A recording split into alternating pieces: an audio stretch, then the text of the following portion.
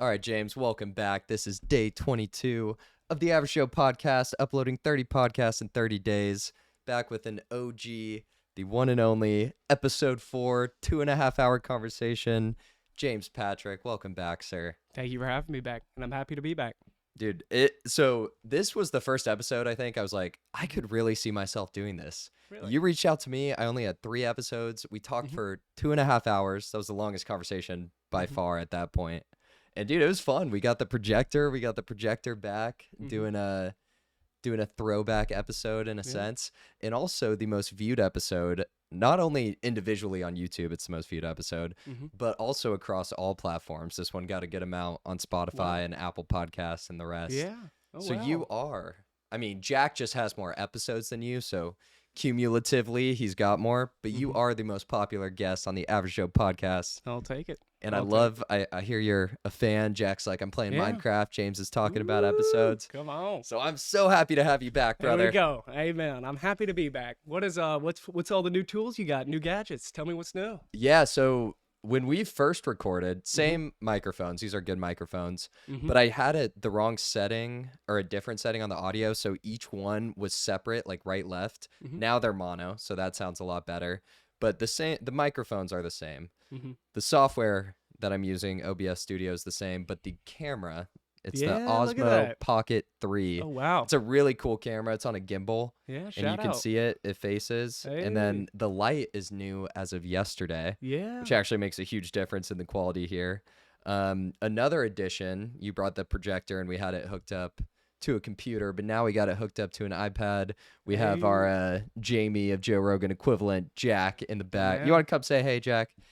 Add to your list. Look at Jack. Anything we need, fact checking, he's right there.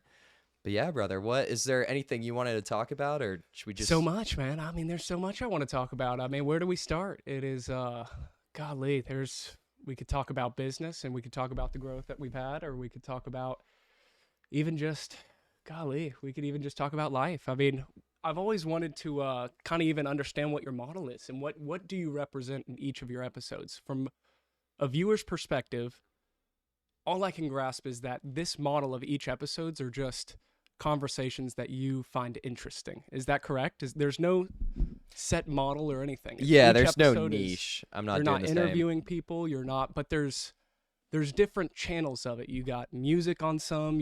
So explain to me about that. Like, is it what do you stand for in each of your episodes, or are all of them a little bit different? Great question and observations. I'll probably give a circular answer, but I think the whole idea of Average Joe, I think it's almost a play on, I'm trying really hard to not be average, and so I feel like Average Joe is kind of funny in a sense, but I want real, unedited conversations. I think, as you touched on, I do find these conversations interesting, and I try to have interesting people on, but I think the vast majority, perhaps everyone, is interesting, and we're all weird, and we all have our weird things, and I think it's cool to sit down and actually talk to someone for a while. And obviously I have different interests, like you touched on music and EDM, so it's fun to explore that when I want. It's fun to, I've had some conversations about health, including our first podcast. There were sections on that, and just kind of talking about different areas I like. So there's no set theme. I like that it's broad.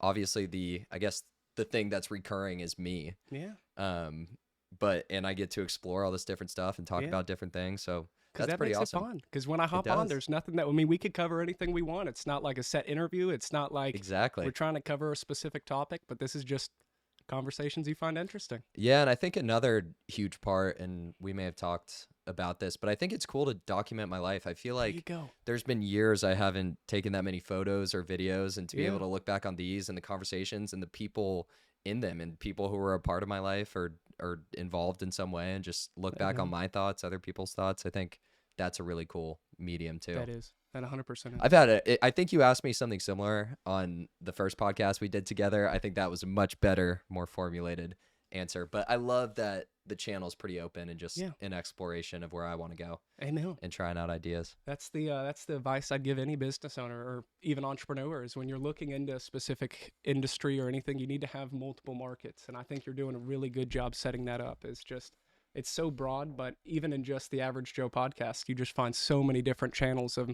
ways you can reach out to, whether that's within your work, within your music. And I just think that's really, really interesting, especially in Well, the I first appreciate couple of that. years you're operating. So that's awesome. Yeah, I love that you're talking about this like it's a Yeah. business, because it is in a sense. Yeah. Now, a well, it's- business, I've lost money because I just keep buying it's- equipment, and Yeah. obviously I'm not making money. Yeah. But this has been fun, Entrepreneur. and doing the 30 podcasts in 30 days, it's definitely made me Yeah. get creative. I hate, like I told you, the one that came out with the unboxing. I'm like, that one's kind of boring, but whatever. It's good enough. I'm getting There you better go. at talking. I'm getting to talk to a bunch of people. Yeah. And then also with that new camera too, Mm-hmm. I did get portable microphones. Mm. So it's much easier for me to set up in any sort of space. Like I did one with my friend Brock before and after we went on a run. I watched And that one. we were able, no, so I did another one with Brock recently. You haven't posted this one. This one has not been posted. Got it. Well, I'm we following. recorded this morning. Yeah. That's awesome. So it's I think doing different settings will be cool. Mhm. But it's just better to do it with guests There instead you of the go. solo. Yeah. So.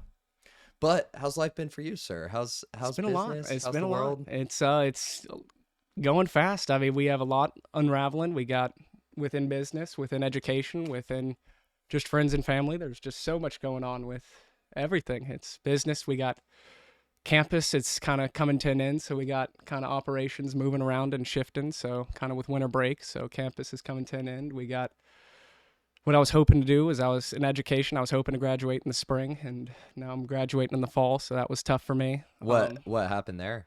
Yeah, I came up short, man. I came up short.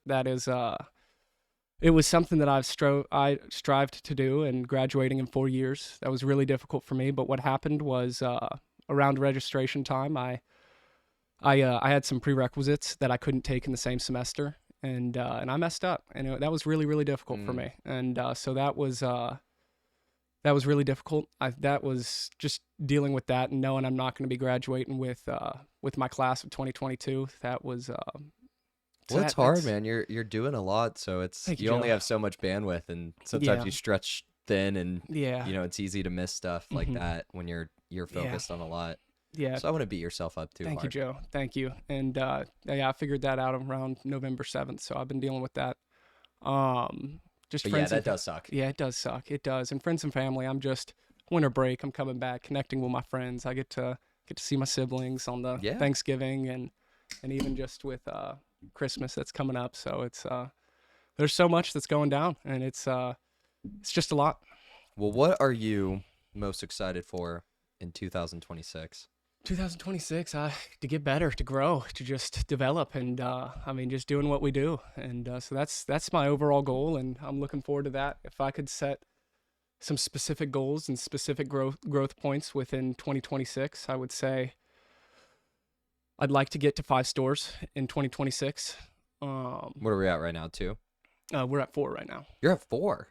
I'm at 4 stores. One in Were you Williamson at County. 2 when we first talked? I'd have to look back. We opened up our first store. Because there was the Green Hills and Green the Cool Hills- Springs. Cool Springs, I'm not sure if that one was opened. I think I was. But yeah, we have 1 in Williamson County, 3 in Davidson County, and I hope to open up. That's a 5th awesome. One. Yeah, I hope to open up a 5th one here. Yeah. Shortly, and just get into that. So that's a big goal for me and growth points on that. And then let's think. I mean, there's just so much I want to think about with growth. It's just hard to answer. Should and we just, give a yeah. quick background for anybody who may have not seen our first episode? Yeah, yeah, What, yeah. what is the business? What are you doing? Tide cleaners. Yes, I'd love to get into that. So that's something that when I look back on our podcast, I'm just like, holy cow! I wish we covered that more and just how that came to life from the ground up. Let's do it. Let's do it. But to answer your question, what Tide Cleaners is we are a mass dry cleaner.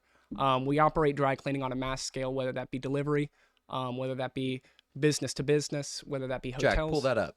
Tide Cleaners. Look up Tide Cleaners Nashville, and so that's something that we operate in, and so we have 4 stores as mentioned, and we do that around 115 locker complexes around Nashville, Tennessee. And their model is fantastic. So it makes it as easy as possible yeah. to get dry cleaning services. It's a good price. They make it very is. convenient. It can be picked up from your house. It is. It's you're basically a sponsor at this point.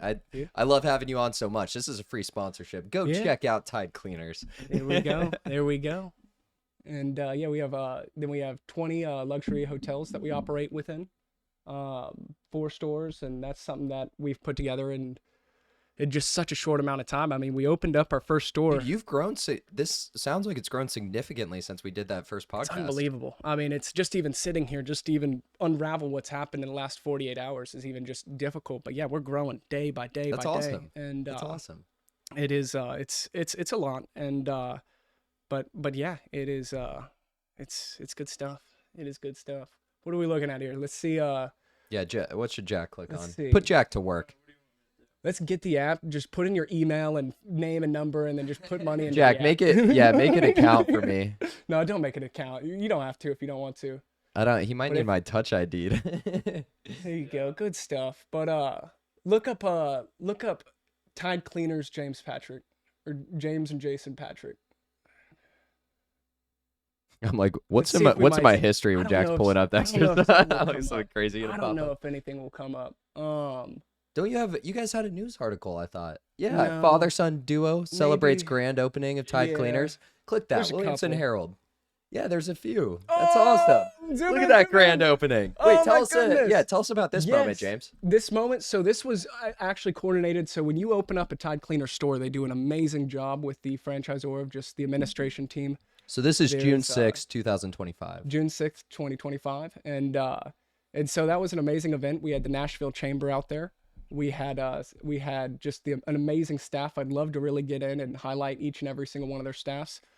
Do you want to shout out anybody? every single person? So we have Bradley right there. He's on my right-hand side, my right-hand man. That is, I mean, he's a stud all the way across the board. He has grown with Go, me. Bradley. Yeah, I mean, pretty much from the beginning aspects of this, he's grown with me, learned from me, learned under my father with me in this, and it's he is somebody who has developed into somebody that is, I mean, he just gets out there and competes, and I could speak for hours on You that gotta one respect individual. I mean, it's unbelievable. I mean, he also was, I think it was his sophomore year, he won the District Player of the Year for soccer within Franklin, Tennessee. So So he he went to really is Franklin. competitive. He's good. He went to he went to University of Alabama Huntsville. I think Yeah. they're a D1 D2 school, and then we also have William and Asfa Putty. They're brothers. They're both on the end there. William Putty is I acquired a business from his father. They were doorstep dry cleaning. And so they had I think they had 2 delivery routes, and then they also had maybe 10, 15 hotels in the mix of there that we acquired from them. And so he's operating with his 2 sons in the business now. We got Anna Gambino in there. She is absolutely amazing. She's putting in overtime hours. She's showing up. She's very, very flexible in the ways that she works from Cool Springs into the ways that she's integrated into West End now.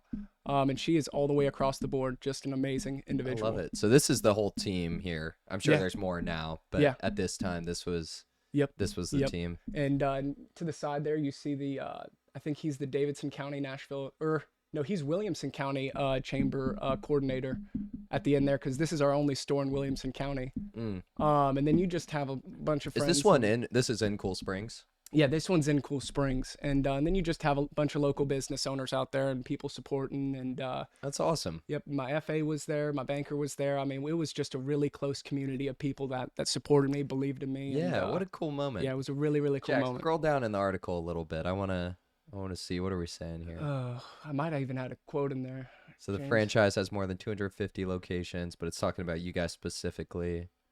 James from senior at Belmont University said to me, to be opened here in Williamson County just means the absolute world to me. And Tide that's true. Cleaners is the #1 cleaning brand in America and continues to grow across the country. We're the best. Ribbon cutting is cool. That's a cool It is. tradition. Oh, yeah. I mean, I've never seen one or been a part of it, but like opening something and just getting to cut the ribbon, that's Yeah. such a cool Yeah. signal of boom. Yeah, I'm very lucky to say that I was a part of a few of those. So that was that's really good. I'm trying to talk a little bit softer too as well, because I don't want to be so close to the mic. Am I doing good with the Dude, you're vocals? doing Just want to check fantastic, in yeah. here, because that's I get to see the yeah, levels and I can tweak that's them really slightly. really good. Yeah. You're talking perfectly. Yeah, the biggest thing is I want to make sure, like when I look back at our last podcast, I was like leaning back here and talking, and it's so hard to pick it up. It's so easy to do. yeah, I just want to get really consistent with the sound and making, because you've invested a lot in this episode. I mean, you've gotten lighting, you got a camera, I mean, you're Yeah, just a man, great host. I appreciate that. Well, I'll let you know if Yeah. if I need you to talk any closer, but I know. I think we're I know. doing good here. And just even seeing these pictures here, it's it's just unbelievable because we opened our first store June 7th, 2024. And So so this that was essentially almost exactly a year later. yeah, it is. And this was the third store or fourth store? This was our fourth store right here. Oh, that's And awesome. so it was it's just unbelievable. And so even I really want to shout out Bradley in this because not a lot of people will understand how how far he's come in this sense and how impressive he is to me and Jason. Because when we opened that store, we acquired it from a local dry cleaners called Town and Country. And they hadn't done production out of there in 5-10 years, but they had all the machinery, they had the boiler, they had the air compressor, they had everything you need to ensure that gas and everything was going within this dry cleaning plant. And me and Jason, we just opened up our first store last year. I mean, we don't know much better. And I'm telling you, Bradley gets in there, he walks in, he looks around and he says, you know what, I think I can make this work. That's what you want to hear. That's what you want to hear. I mean, he has gotten on the forefront of learning about the machines, the systems of what it takes to run a mass producing dry cleaner. And he is getting in there, learning how to really coordinate a healthy workplace and just making sure things run smoothly. But he takes a lot of pride in that. I mean, he was there from the very beginning of it. It was true. I mean, when you do acquisitions, you really got to look at the people that have been loyal with you. And I know I said this in the last one. It proves to be worth more than any asset. Yeah.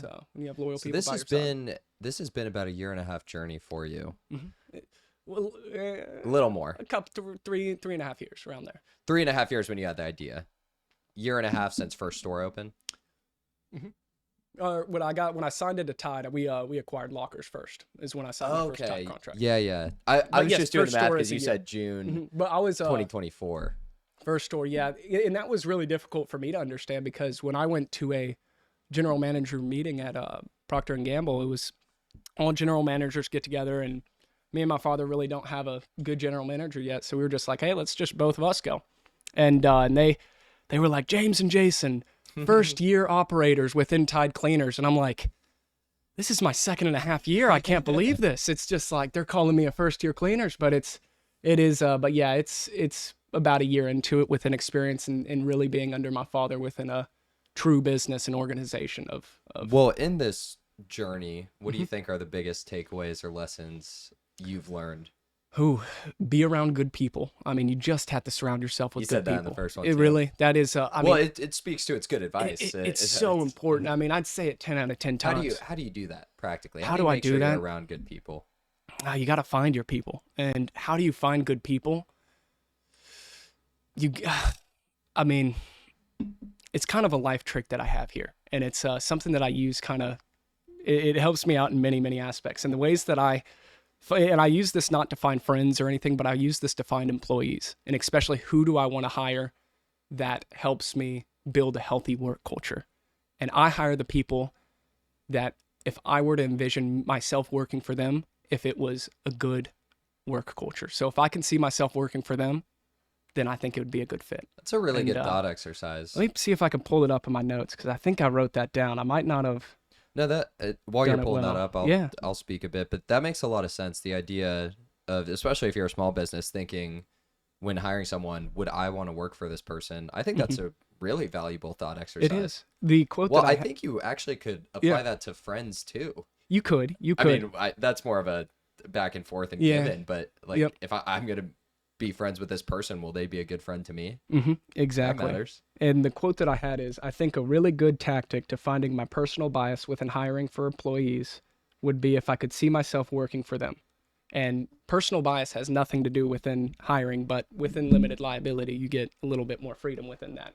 I got to find my work culture, and we have a great one. It's absolutely amazing. And I want to go back to what you said a second ago with applying that to friends, because I mean, I employ 3 of my friends out of the 15 people that I employ, which is another interesting dynamic too. They were Franklin alumni, or 4 people that were Franklin alumni. And that's really, really interesting, and really going into my own personal bias and everything that I bring into. I mean, there's no place in the workplace for it, but I tell them over and over, it's like, how do I have that healthy connection between somebody who's a friend and who also is an employee? And it's 2 different relationships.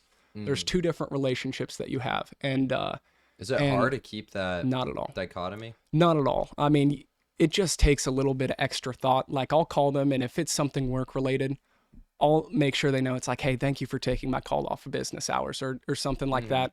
But it's almost just a different setting. It's like, okay, there's a different setting between being clocked into a shift and then being outside of a shift. It's a very much different being a coworker than a friend, because as a coworker, I depend on you. I really, really depend on you. I'm in this with you. And as a friend, it's just like, man, we're having fun. Really it just gets a little like you got to set some boundaries. You do. You have to set boundaries. But as long as you're cognizant of that, I can see it working quite well. Yeah, I hope my posture's good in this, man. I feel like I'm having like a hunchback in this. You can you can lift the mic if you want. Can I? Maybe so. Yeah, that's what. Sorry, we should have done that at the beginning. No, not at all. I just want to make sure I look good and sharp for this. No, you're good. Alrighty, sweet. Golly, alrighty. Yeah, you're a tall guy, so I think that should help. That should help your now that the mic's higher. Amen. And but there's so many good things. And where do you see yourself growing in Average Joe podcast? Good question. I see myself actually growing by switching it up and moving away from just the podcast. Switching it up and moving away from just the podcast. Explain. Oh, I will. I think this 30 and 30 has been a good challenge, and I'm excited to do it. But I think it would be cool to rebrand my channel, keep the podcast on the channel, Average Joe Podcast, but maybe just call it something like Average Joe. And then start doing videos that I edit, maybe some challenges, maybe different stuff I'm interested in, like shorter videos, more edited, more creative. And I have different ideas of what to do. Like I think trying people's daily routines would be interesting. I think I want to be able to tell stories in a way. And there's a lot of cool YouTubers who make videos and tell stories, and they're personal but relatable. And I think being able to do that creatively would be super interesting. So I think growing and expanding in that sense, while also doing this when I want and talking to interesting people at the same time, I can do both. But I think broadening it, even though we talked about this podcast is broad, even broadening just the scope of this entire ecosystem of a channel, that's where I see myself growing in 2026. 100%. I was going to ask too as well, you mentioned maybe changing your name. Do you ever have troubles with that? Because when I look up Average Joe Podcast, there's like a similar show or something. It's like an Average Joe sports show that's very it does similar. Come up. I know exactly what you're talking about. No, I'm not going to change the podcast name. I really like the name Average Joe. I think it plays. I think I'm trying really hard not to be an average Joe. Like I was saying, I think I like that sense of it, that in a way it's almost perhaps a little comical and also relatable, because I feel like I am relatable, and I feel like I am a normal person, but I'm trying to do interesting things and talk to interesting people and do different things. So I actually really like the word Average Joe and the way it's structured. And I think with time, I'll get bigger than that Average Joe sports show that happens to pop up every time you look up Average Joe Podcast, because I know exactly what you're talking about. Yeah. But yeah, dude, it's a good growth plan. I mean, you really want to build out, and even knowing that you don't want to change your name, you want to stand firm in it. I mean, you got a really good leading growth idea and a good founding vision, and you're standing firm on it. And so I think you really see exactly where you want to take the ship, and you're going to set sail. So that's well, I appreciate it, good brother. Stuff.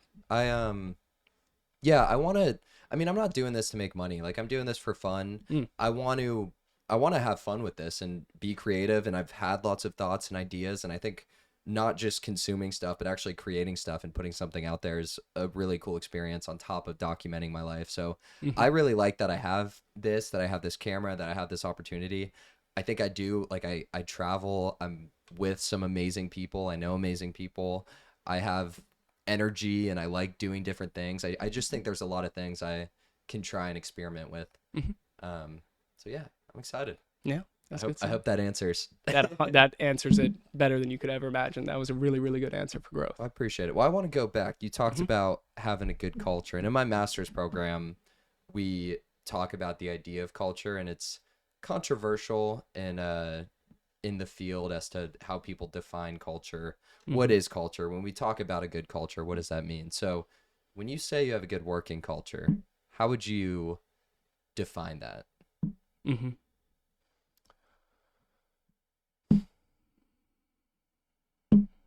It's a hard question. It's not. I got you. I think I can give a good answer. Yeah. I would define work culture within Tide Cleaners as we all are set in stone on a goal-oriented system. We all are collectively bought in to close at a good time. We're all collectively bought in to do a certain standard, and we have set a standard for being elite. And we've done that by leading by example. I can personally tell you, every single person within our system, within our operating system, counts on each and every person to get by. And when you are working 40 hours a week, and I don't have one part-time employee, every single person is full-time. You are relying on a system that is goal-oriented, that everyone is bought in. And that is our work culture. We're bought in, we're task effective, and we produce good work. We're the #1 dry cleaner in all of Nashville. And we're a big deal. We're really, I mean, if you say you're a big deal, you're not a big deal. But in this No, situation, I I mean, we're big. I mean, we press a lot of shirts, and we do that day after day after day, and we do it really well. So what do you do to support everyone using the word bought into the same goal? How do you support everyone being bought into the same goal and have systems that support being successful and being the biggest, you know, business in your field in this area? Yeah, you lead by example, and you lead by example. And when we first opened up, it was I had a lot of, I mean, it was straight up hard work. When you were operating through construction, you were going through acquisition, you had so much, you were acquiring new companies, and half of the employees are like, hey, we do it this way. And then the other half is like, hey, well, no, we do it the Tide way. And it's a lot. Repeat your question one more time. I'm so sorry. No, you're totally good. Yeah. I was saying, so leading by example, Yeah, of course, got is you. huge. Yeah. But at the same time, if everyone's, you know, bought into the Yeah. same goal, how do you get everyone to buy into the same goal? How do you get everyone on the same page? Yep. How do you create a system Exactly. in Tide Cleaners where people feel supported, where people are working towards the same goal, and where people have the tools and support needed to achieve those goals? Yeah. How would I define? I mean, it's And I'm throwing a lot at no, you, no, so I no. know It's hard I to- wish I could give good answers. It's so surreal trying to think back and well, really go. sometimes you're just working, Yeah, and it's like you. it's just really, yeah, it's real questions. And when we were operating, it was, we just had, when it was either we succeeded or we didn't. And when people understand that it just takes 1 week of not doing what we need to do to lose major clients or major hotels, because there are competitors out there, everyone starts to buy in. Hey, if I don't meet these standards, if I don't understand what we're trying to achieve here, I might not have a job.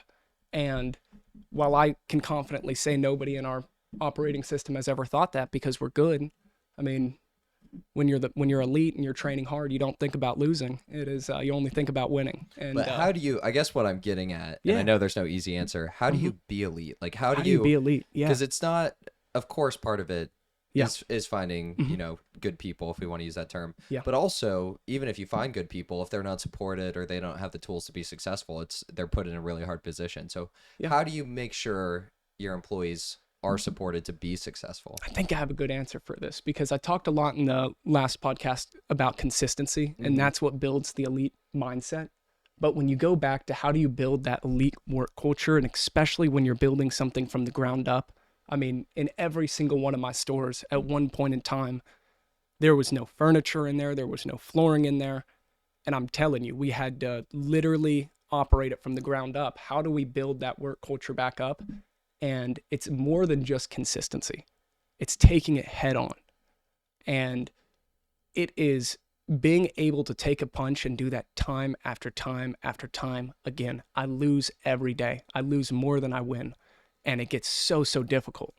But you gotta keep hitting, and you gotta keep moving, but you're gonna get hit pretty hard. You're gonna get hard.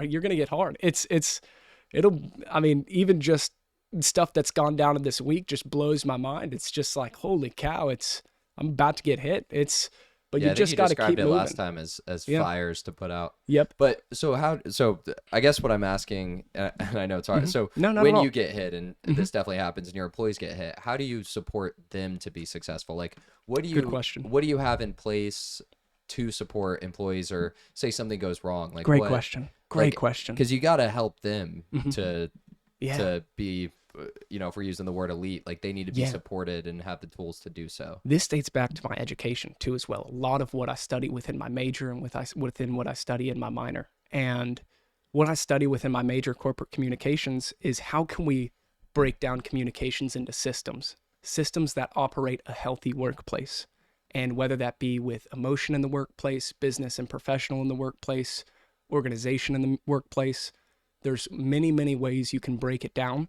And how do I operate a work culture besides just going at it time and time again? You don't need an education. I mean, you just got to be a tough. That's the best thing about entrepreneurship in communications, is that anybody can develop it. But how do I do that on a consistent schedule that allows me to build the 4, 5, 10 stores? Is being able to understand communication and being able to understand how that plays into a workplace. And that's something that it's something that I'm really good at, and I really, really enjoy it. I'm passionate about it. And that's my answer to how I would strong communication. Strong communication. How does someone work, say, perhaps towards being a better communicator? Just like if you had to give general advice, not even specific for your business, because that's a huge part of life is, and especially, really working the vast majority of jobs. I'm sure there's some IT jobs or specific tech jobs where you don't interact a ton, but even in your personal life and most people's business life, communication is very, very important. So I love that it's passionate for you and that you've learned a lot from education. So what advice or tools or, what would you say to people who would say, I'm here, I may be okay at communication, but I want to get better. Yeah. It's the support system. And I'm going to speak about this photo, not within the employees, but within the people around me. And for people that are wanting to be a leader and help others and navigate true, strong communication skills, is you need to surround yourself with elite people. And it might not look like it in there, but there are elite people in that photo outside of it. You got, as I mentioned, the Williamson County Director. You got our banker in the back. You got Vicki Manning in the back. You got many, many people that if you surround yourself with elite culture, you will be able to, in turn, connect with some of the same skills. And I'm very, very strong on that. You are who you surround yourself with. And how I would recommend that is I would say ways that I've been able to coordinate with other strong entrepreneurs in the Nashville area is the Nashville Chamber. I've been able to really kind of market and What is operate. the Nashville Chamber? Yeah. So the Nashville Chamber, or I operate through the Nashville Junior Chamber, but the Nashville Chamber is where my business Tide Cleaner stands. We operate in the Williamson County and the Davidson County Chamber, and they help market other business professionals to other business professionals. And you find a lot of community and local support, a lot of philanthropy, and just really understanding how Williamson County works, how Davidson County works, how the business professionals pull together, and you're going to meet some of the most professional people in there. And so our business operates alongside some of the most profound businesses in all of Williamson County or Davidson County, like Tractor Supply, Canes. Like, we're in there with the chamber, but I personally operate through the Nashville Junior Chamber to find a lot of other like minds, like a lot of CTOs, CFOs, CEOs. Bounce ideas. I mean, it's the best thing. They'll have, like, every other Wednesday they have a meet together where you'll just get there and you're pretty involved in this. I'm more involved with my education right now. I would say gotcha. I'm involved with Turning Point within Belmont. I'm involved with a lot of set in stone things with getting that degree. But yes, I am. I don't go to their outleague golfing ceremonies. But yeah, I've gone to a few events and I've made somewhat of a name for myself. Probably not a good one, but I've probably made a name for myself. Why do you say that? Many young, arrogant entrepreneurs new to the Nashville scene. Nobody's gonna want well, that, though, brother. And there we go. No, I actually think that answer makes sense. Is what you're saying. Through education, through business, through outside of it, you experience different things, and you're a part of different groups that have different perspectives, but also are similar minded in some sense, and people you can learn and bounce ideas from. So I see a lot of value in that. Yeah, thank you. So that makes sense. Yeah, it is. And it is. And could you pull up all 4 of the stores on Google? Could you just look up Tide Cleaners? Because I want to talk a little bit about Metal Progetti and what allows us to be 24/7, 365 days a year. Like a Waffle House? Like a Waffle House, but yeah, but better. You don't have some crusty guy making your food 24/7. So, could you go to, let me see, could you just click on one, and I bet our metal Progetti will be in there. Zoom, zoom, zoom, zoom. So 4.5 stars. Let's go. it's good stuff. 157 reviews. It's good That's good. stuff. I imagine that's higher than most dry cleaners. Oh, look at that. You got to click on that picture, Jack. That's me and my father shaking hands, I think. This one? Yeah, that's me and my dad. Where'd it go? Hey! Yeah. And could you go to the top photo with our metal Progetti? So I really want to talk about this. And I drove by this the other week. really? Yeah, No so way. I was like, let's go, James. There we go. And could you go to the one beside it, the inside of the lobby? Yeah. So I really want to talk about this. So what really allowed us to make a really big investment within Tide Cleaners and see the end goal within this franchise is this machinery and the technology, the innovation, the environmental standpoint that they bring. And what you'll see within this lobby is something that is absolutely so innovative. I mean, we touched base with how innovative the app was, how awesome the delivery system is. But I mean, to be open on Thanksgiving, Christmas, 24/7, let me explain these machines to you here. Those screens, we'll have customer walk in, they'll type in their phone number, and that automatic machine will bring their clothes out like a vending machine. And it is that's the most crazy. we probably made $20 as we speak just through one of our machines. That's awesome. It's awesome. It's truly, And truly you don't have awesome. to have someone standing there like It's a Sunday. We got no messing one there. through. No, it's awesome. It's literally the best. And then for our drop-off system, they'll go over there where they see those bags. if there's something wrong, is there a number they can call? Yeah, there's a 24/7? there's a help button, and within those machineries, we have 3 representatives within customer service that it will go to, and they're incentivized to dialed. pick it up. Yeah. I mean, of course, that's pretty tricky when it's a holiday, but they're taken care of, and Yeah, I mean, they're yeah, really yeah. good at it too as well. They take a lot of respect out of the role because, I mean, we're a mass dry cleaner. This is a really, really big deal what we're putting together. That is a really cool model. It is. It's really, really awesome. And also within, you see to the side there, that's how we get them comforters and all that. It's truly, truly something. And And it's so simple at it the is same so time. simple. It is so Which is simple. what you want. Like It is. you're, there's enough hard stuff in life. You just want to get your clothes clean. You want an easy experience. You want to be able to pick it up when it's convenient for you. Yeah. It's And, what you're offering, really. It is. It's ultra convenience. It's I something mean, that's you can throw it amazing. outside in your house and have it picked up if you. Amen. If you want, we have That's it. what, every day. that's what my dad does. Amen. That's what we need to do. We got many people in this neighborhood that really, really enjoy the amenity, and it's a great service. It is a great, great service. But this was something that At a very reasonable prices. It's not Yeah. like you guys are We're charging competitive. ridiculous, Yeah. yeah, fees to do this. It's amazing.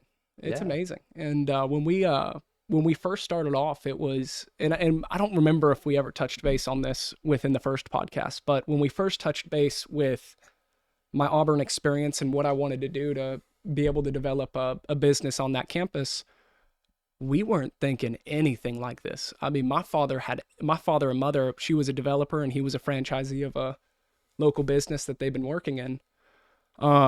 They had everything set in stone. This was fully intended on me developing a small campus system within Auburn University. Mm-hmm. The student service is student run at Auburn University. It's a senior. I bet he's graduated. I bet it doesn't exist anymore.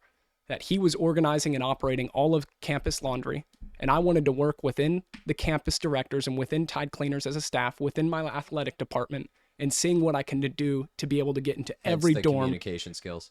Everything. I mean, well, there were so many great minds. There were so many great minds within my athletic department. There were so many great minds within my parents, within my franchisor. There were so many people that were like, you know what, we can make this happen. And because Tide Cleaners model is based off of locally owned and operated. And they're like, if we can get a student that's based on that campus, this will be huge. He'll be incentivized. It's his local community. And so what turned into a small business loan drastically increased when me and my father went to Cincinnati and we met the whole entire operations team or administration team. And we were sitting at a dinner table and we walk in, and this is my first time meeting the CEO. This is my first time meeting just how this organization and company works. And I mean, we're sitting at a long table. I mean, it was one of the scariest things ever. And he's sitting at the head of the table, and right next to him are 2 spots. It's like my dad's on his left, I'm right on his right. And it's just like, golly, I'm sitting right next to the CEO of a multi-million-dollar company. And it's just like, Hi, I'm James. I'm James. I mean, well, I was like 20 years old. I'm calling him bro and I'm dabbing him up, man. What am I doing? What am I doing? Like, what up, bro? I mean, my khakis weren't too, my khakis were, I had like high waters and stuff. I mean, Stripe button golly, I think I was polo. wearing Vans or something, dude. Oh my, what is this? I was truly a college student when I was going there. And I so mean, quite literally. it was crazy. I don't know what made them truly invest in us. And I'll tell you what made them invest in us was my father. He was the one who they saw and they said, He "What?" didn't look like a college He student. didn't look like the guy was wearing a suit. He was wearing a blazer. He was the knight in shining armor that put what meant to be a small business loan on the campus of Auburn University into a multi-million venture capital firm. And I'm telling you, when we operated, they saw what was invested in some small operation in business, and they saw that we could take this and we could work within Jason, who's been a local business owner. We can invest our entire company and our franchise model within this individual, and we can build multiple stores and we can grow into something great within that. And me and Jason had no idea what we were getting into. When we first opened up within these stores, we wanted to open up one huge dry cleaners. And we didn't want 4 stores. We wanted one huge plant, and we wanted to get a lot of delivery out. We didn't want to specialize in anything. We wanted to focus on delivery routes. It is amazing how things change as you go along. It is. But you don't get to where you're at until you do it, and then you figure out things as you go. I mean, it's pretty amazing. And it's amazing. And when we were in this process, we were failing miserably. We were getting quoted at things we couldn't afford. We couldn't find the right leases. The buildings couldn't supply what we needed. And we started to really branch off into the punches. And we started to look off into other franchisees that were successful in the market. And we said, hey, how do we make this work? What do we do to get out here and make this successful? And it turned into acquisition. I'm giving away all my secrets. Acquisition is the key model within Tide Cleaners. And I'm going to tell you one of the main things that we bring to the table that not a lot of other franchises can bring is when we get out into a market, a local McDonald's, when they open up, they can't go and open up some local hamburger shop or some Five Guys and like, hey, we'll make this a McDonald's and take all their customers, all their leases and everything that makes their store run. We can do that. We can go out to any mom and pop shop. We can quote at a good price, appraise at a good price, and make a really good deal. And we can convert that dry cleaner into a Tide Cleaners. And they call them conversions. And we did that to 4 stores. We built 2 of them, but the other 2 were acquisitions. But we built 2 of them, but we had many acquisitions throughout. That's the best way to expand. You got a place that already does what it's doing, and then you come in with the Tide name, which is a huge name. I mean, one of the most recognizable brands there is. Yep. And you guys have a good system in place that you're able to be successful in these. Yeah. I mean, it makes a lot of sense that that's the best way to grow. It is acquisition and just really getting out in the market. And I mean, it's even where we're going to grow in the next 5 years is just a wild roller coaster. Could you pull up, Jack? Could you pull up Apple Maps? Can you just click on that and kind of zoom out? So I'm going to give you all the insights of where I'm really looking to expand in the next couple of years. Could you really get out and like kind of really far out? Yeah, right in there. Farther? No, right there. A little bit in, Jack, if you could. So really where we're wanting to grow is Tide Cleaners. You can stand. Can I stand? No, it's all good. It's all good. I'm just trying to see if if you stand, I'll hold a mic for you. No worries. No worries. So where Tide Cleaners is really pushing us to grow and really wanting us to grow our next stores 5 through 10 or even 5 through 20 would be kind of up north of Nashville. Are you talking like Robertson County, Clarksville? Clarksville, like kind of up in there, Gallatin Springfield. down to Murfreesboro, Laverne, like all of those. Oh, a little closer. I was thinking more north. A little bit more closer. Could you zoom in a little bit, Jack? And that's where they're really pushing us. That is the aspect of what they are really wanting. And for a franchise model, that is what they're looking for because they're incentivized to grow and they're incentivized to grow quickly. And so I've put together 2 very, very complex growth plans that I think would grow this business to be something amazing. But the aspects to the moon. And but the aspects of what they're wanting to grow is that outside border. But within my growth plan and what's best invested for me is to grow that side of Nashville. with the best intentions. You're talking about this. Yeah, because I'm going to need to get up on this. Let me see here. So could you zoom out just a little bit more, Jack? Wait, hold the mic with you. It should be long enough. Sweet. So just so we can hear you while you talk. So when I look at, come on, Jack. I love it. This might be the first standing. I'll stand with you, James. There we go, dude. First I like standing podcast. So when we, so right here, Joe, when you see it, this is where all the density is. These are where all the good customers are. This is where you have the this neighborhoods. Brentwood area. This is where you have the good I feel like we're doing like a weather report. That's what I'm saying. And Today's forecast is 17 degrees Fahrenheit with it. No, I'm just playing. Yeah, that's okay. And this is the best. I mean, this so is you where guys kind of have this little cluster here. Our market goes all in here. Like we are locked in. But the physical locations are here. The physical locations are They here. want you to Boom, expand boom, more boom. over here. They do, and they want me to go around there, and they say, "Hey, we want to really like operate with you." Hendersonville. Gallatin, as far as up as that goes, all the Yeah. way down to Murfreesboro, and they want to really. But when I look at when I look at how these cities operate, I more picture farmland, country people. I'm going into town and all this, and just places that aren't yet urbanized yet. And when I look here, I see a lot of big businesses. I see a lot of our customers that we're looking for. Young professionals going to work for Oracle, going to work for just the amount of Except opportunities. for Oracle firing everybody. Yeah, that's unbelievable. That's unbelievable. I mean, they fired that. It's crazy. I had a lot of friends. Really? Oh, wow. Got laid off, but man, that's horrible. it's all good. It's another story. But Yeah. anyways. And so when we want to grow in here, we want to open up 5 more stores in the heart of Brentwood, Belmead. We want to go all up in those aspects of it. So 5, opening up a 5th store in 2026. You guys started this in 2024. You have 4 stores. 5 feels almost like a small goal. Very small goal. I mean, I feel like your goal should be like 10. Yeah, it is. So when we, the goal is 10. It all comes down to what we have to operate with, and what we have to operate with is very. It's not limited, but if we can make it make sense on paper, we can finance it, and that comes down to how much ownership am I going to have, or how much ownership is Jason going to have. And as I've just walked through, it's like I want to open up 5 stores kind of off to the side within Brentwood, right in that density as to what I was mentioning, the good customers that we're looking for. And when I opened up these 5 stores, this is no different because we're signed into a 5-store deal. This is no different than any venture capital firm. Am I taking home 50%? No, I'm not taking home 50%. It's like, how much ownership am I going to have when I go up to put up pretty much equity within a company? And the only equity and assets that I have is the equity that I'm taking away from this venture capital deal. And that will take years to cultivate. So when I go to open up stores 5 through 10, the only things that I'm going to have to operate is the equity that we've built. And it could be 5%, it could be 15, it could be 20, it could be 25. I ain't telling, but I'm only going to have that. And I could either have multiple routes, and it's like, hey, I'm going to open up 5 stores that are kind of hanky-pank, not fully rooted within it. Or I could go and I could say, hey, we've opened up 5 stores. Why not take whatever equity that we've built and let's invest that into 5 more stores? But the problem comes is that's not my money. And I can't, I mean, it's like, then if Jason's putting up his assets and he's taking the risk, he wants the profit. And that's really, really difficult. As you should. For an immature business owner, I mean, that's really difficult for me to hear. It's very, very difficult because it's like.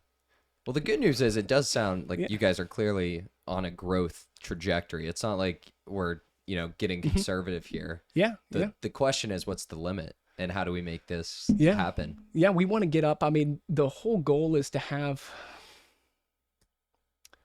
I would say, 20 stores within that small density within the next 10 years would be a really good idea. I mean, it's we really got to look and see what's best within. If we open up new stores, you see a lot of stores that are kind of growing old, machineries are growing old, and it's like with all this innovation that's taking place, we went to the lease or the clean show, and it's like we could get some of this machinery for a really good price than going out and getting some huge acquisition. But it's difficult because within the acquisitions, the things that we're looking for, we want those phone numbers, we want the emails, we want the mass communication, and that'll serve valuable. And it's just like, it's not just the machine, it's not just the assets you're buying the customer loyalty, their history behind it. And that is something that is so, so valuable to any small business. even if it's a Yeah. franchise. That Yeah. locally owned, operated feeling is, I mean, it's so important. I can't tell you the amount of people that come by and it's like, oh, I remember when so-and-so owned this and they came over to my house. And I mean, I will sit down and hear that for days because it's so, so special to what makes this market. And it's really, really interesting in what we have to grow. But I would say we have room to grow before we expand to Knoxville or Chattanooga or anything like that. But we have room to grow. There's no limit within here. And someone within the complex plans that I'm putting together, I just can't reveal on the podcast. It's that's totally. Don't expect you to. I'll tell you even after this, but it is. There's some aspects that it just comes down to within how you operate. It's just there's some things my father doesn't know. There's some things that my franchisor doesn't know. There's some things that, but it's nothing bad. It's just what am I going to do? What route are we going to take? Are we going to invest everything we have? Are we going to invest the small amounts that we have? What are we truly rooted in this for? And if I can put together a good plan, I think I can make it work. But I've messed up a lot in the past, but I can make it work, and I've proven I can make this work. I've been successful, I'd like to say. Well, as a huge compliment to you, it's awesome that, I mean, one, you're just clearly super interested and involved and care a lot about this. Thank you, Joe. And then four, just that you have these thoughts and think about these things the way you do, and you acknowledge I'm still gonna fail. I have failed. I have a lot to learn. But you're thinking about these things, and you're coming up with ideas, and you're experimenting, and you're trying them out. And I mean, I don't think there's a better thing you could possibly do from an entrepreneurial,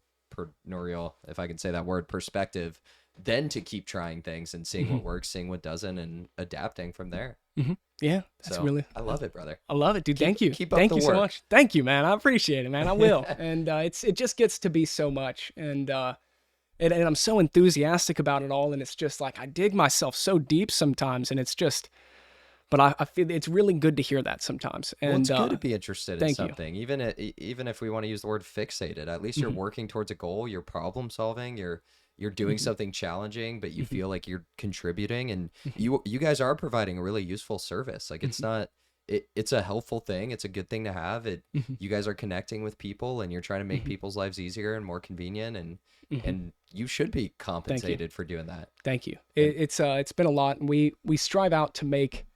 We want to be respected. And this is something that my father, and when we first got into this, we built our business off of 5 morals: faith, family, transparency, credibility, and growth. That is what builds our business. And when we first got into this, we first wanted to be respected by respected individuals. And for us, what we're so motivated to do is we want to build something that makes other people proud. And when we look at our growth chart for Tide Cleaners, we want to be able to say, hey, if because it's not that we're a big deal, but we work hard to meet the model. And within Tide Cleaners, it's rare that you have a franchisee that has drop stores, that has campus, that has, I mean, maybe 2 out of the 50 have all, maybe 5 out of the 50 have all of the pieces of the puzzles connected together. In the Nashville market, I'd like to say we've worked hard to be a big deal, and we've built it on credible morals from an experienced, educated standpoint. And when we look at that, we hope to say, even if it's comes down to it, and it's like, well, this would never happen, but it's like if we go to Tide Cleaners and say, hey, we need to. Oh no! Did the light? Did it go off? Keep talking. Yeah. I'm gonna mess with it. When we want to build something that's super great for and this would never happen, but it's like if we want to build something that's truly great, and then we need to go and say, hey, we need a private credit line that we could put up. We put up every asset that we have, and we go to Procter & Gamble and we say, hey, we want to open up 100 stores within the next 5 years. And we say we want to put them all across Nashville. We want to put them all across Chattanooga, Knoxville. And it goes back to it's like, well, how much equity do we want to have in that? How much control do we lose? And we lose it all. And but I feel like with the methods that we have and what we've proven, they've proven. My light already broken. I just bought it. Keep going. Yeah, come on. What's that thing got rolling, man? Is it cutting down on you? Did just turn it off? Yesterday. Man, oh man. It's all good. Wait, what's the screen light?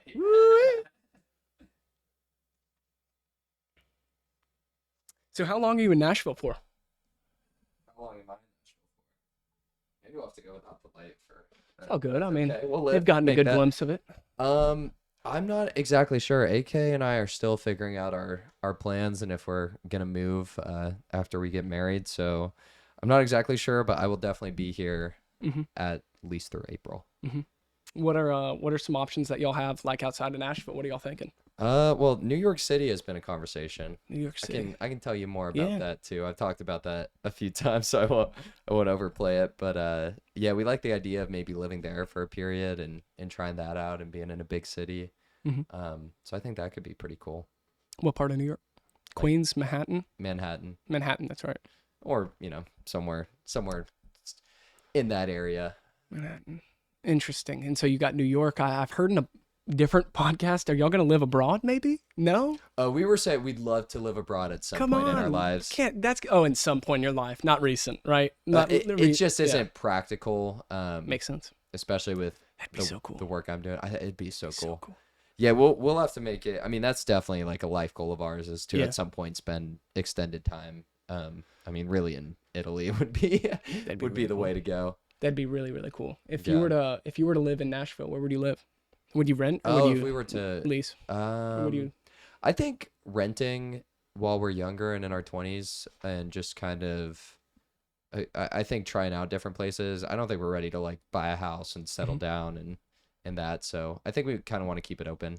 Have you looked in any parts of Nashville that you would want to rent at, like kind of the Gulch or anything like that, Midtown? No, because I mean, it's still I Too don't know, far out. that's Yeah, what- I mean, you got a lot going on too as well within your program, and also, were those pre-recorded ones, or are you constantly flying to Sweden?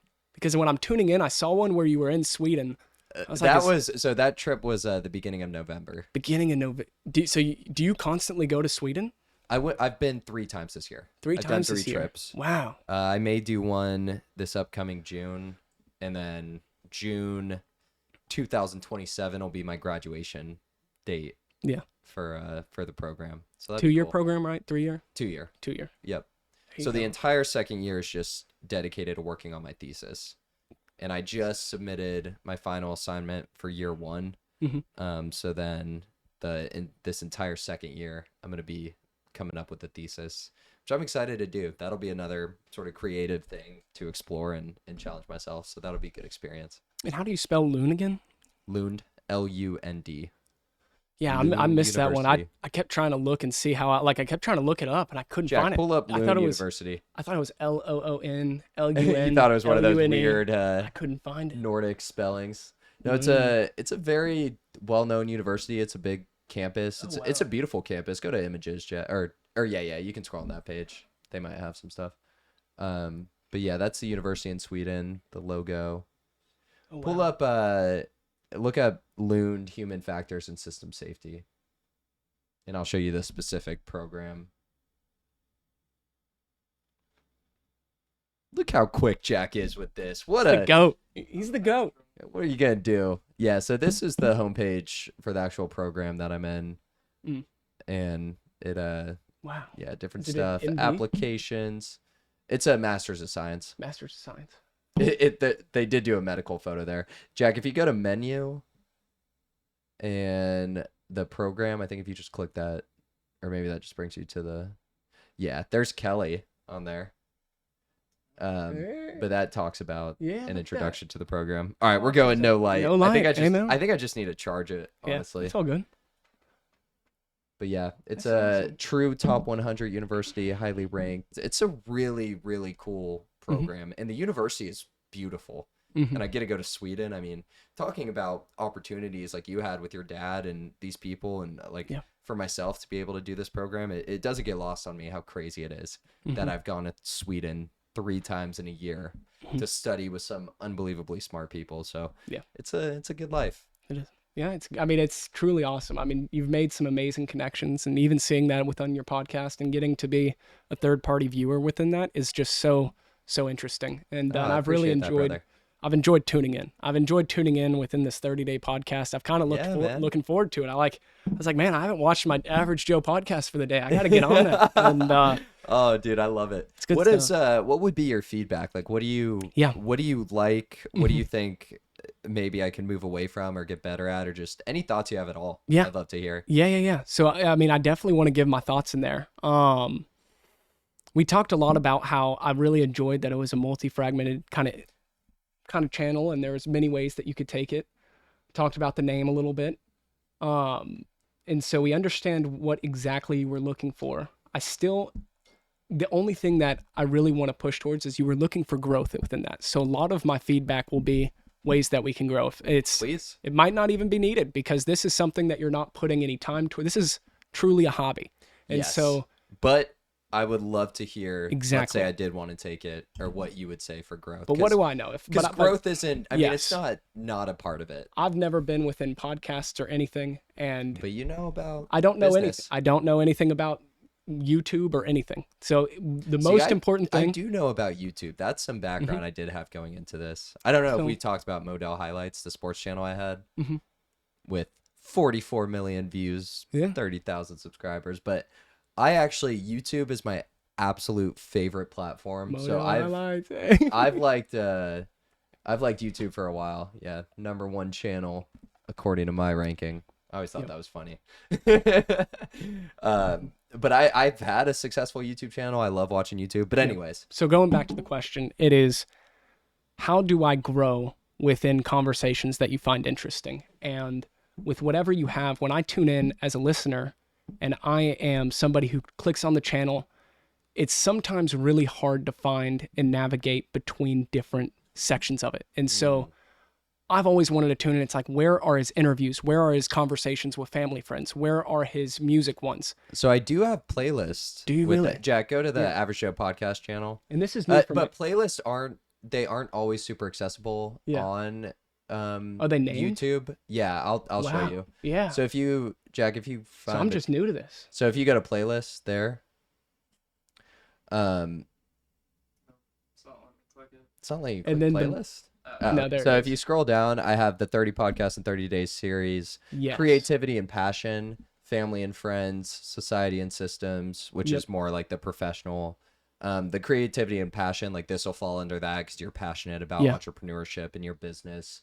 I got conversations abroad, experimental ones where I do different I didn't know things. I this. had the Just Jam. And so This if would you be want very to see helpful. it separated Yes. a bit, there's not a way to do this on Spotify or Apple. Yeah. Do you usually watch or listen from YouTube? Yeah, I always watch or listen from YouTube. I Awesome. watched, Yeah. there was one I watched from Spotify in the beginning. I can't remember which one, but there was one. Doug's probably because it Doug's, wasn't on that's YouTube right. at the That's time. right. That's right. But this may be helpful if you wanted to explore a more Yeah. specific area. Yep. And I've thought of putting different titles and stuff, but I kind of like just putting the person's name and letting people explore and just listen because I talk about so many different things. Like it's hard for me to put just one Yep. title of what we talk about.